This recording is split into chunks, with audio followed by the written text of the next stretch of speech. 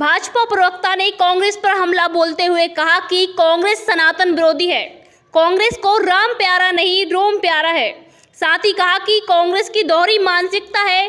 कांग्रेस को हिंदू में आतंकवादी और भगवा में बलात्कारी नजर आता है। आगे क्या कुछ कहा, जानने के लिए देखिए यह खास रिपोर्ट।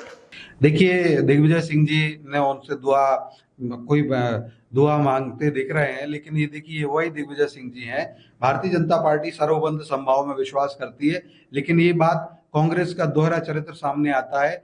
ये वही दिग्विजय सिंह जी हैं जो हिंदुओं को आतंकवादी बताते रहे, भगवा को बलात्कारी बताने वाले हैं।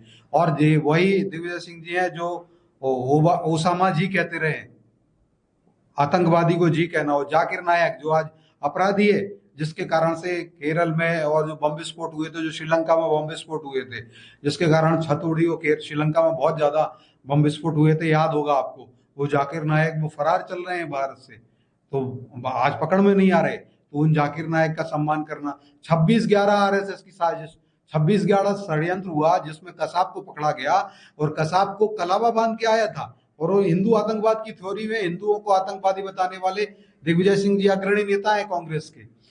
और वो अच्छा रहा कसाब को जिंदा पकड़ लिया उस समय हमारे सैनिकों ने, और अगर नहीं पकड़ा होता तो आज वो दंश भी हमारे हिंदू समाज के ऊपर लगा होता।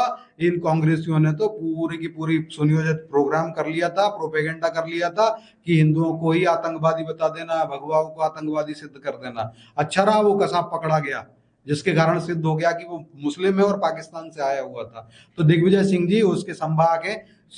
आज तो कांग्रेस को अगर कुछ भी बचा है उनके अंदर निष्ठा, तो कांग्रेस को सामने आना चाहिए और साफ करना चाहिए उस बात को। ये दो मुंहा रवैया नहीं चलेगा। आपको राम प्यारे नहीं लगते, आपको रोम प्यारा लगता है। कांग्रेस की संस्कृति है, देखिए भगवान राम का मंदिर बन रहा है, उसमें एफिडेविट देती है राम काल्पनिक थे, ये सब थे। जब राम मंदिर बन गया, कोर्ट के निर्देश से भव्य मंदिर बना, हमें सबको आहुति डालने का, मोदी जी को आहुति डालने का सौभाग्य प्राप्त हुआ, उसका निमंत्रण इनको प्राप्त हुआ। उस निमंत्रण को भी इन्होंने अस्वीकार कर दिया। और निमंत्रण को अस्वीकार कर दिया, दूसरी तरफ 7 समुद्र पार रोम है, वहां पर रोम में सोनिया गांधी जब राष्ट्रीय अध्यक्ष थी तो उन्होंने बोला कि मैं वो वहां नहीं जा सकती हैं।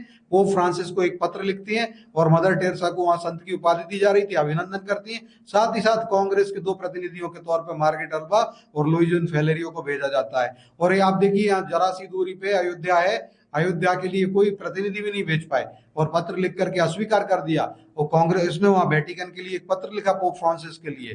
तो एक कांग्रेस की दोहरी मानसिकता है, इनको राम कभी प्यारे नहीं लगे। और सनातन से इनकी लड़ने की बात निकल के आती कि सनातन से लड़ना चाहते, हिंदुओं को इनमें बलात्कारी नजर आते हैं, हिंदू आतंकवादी नजर आता है, इनको भगवा बलात्कारी नजर आता है। इसी प्रकार से सनातन में डेंगू मलेरिया, सनातन को पोटेशियम साइनाइड कहने वाले लोग हैं।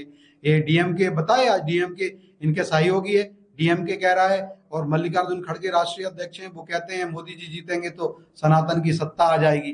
तो आज कांग्रेस को ये सब स्पष्ट करना होगा। मैं कहता हूं कांग्रेस पूरी की पूरी सनातन द्रोही है, शक्ति द्रोही है, सनातन राम द्रोही है। सर, कांग्रेस तो कहते हैं कि बीजेपी धर्म की राजनीति करती है। जब चुनाव आ जाते हैं तब उन्हें भगवान याद आते हैं, सब मंदिर मंदिर घूमने लगते हैं। देखिए, धर्म की राजनीति तो आप देखेंगे, जब चुनाव आ जाते हैं तो राहुल गांधी जी मंदिरों में जाते हैं और क्या बयान दे देते हैं कि मंदिरों में लड़के इसलिए जाते हैं, लड़कियां छेड़ने के लिए लोग इसलिए जाते हैं कि लड़कियां छेड़ते हैं। और दूसरी तरफ वो अपना कोर्ट पे जनेऊ धारण कर लेते हैं। तो इस प्रकार से तो काम कौन करता है, कौन दिखाने की राजनीति करता है?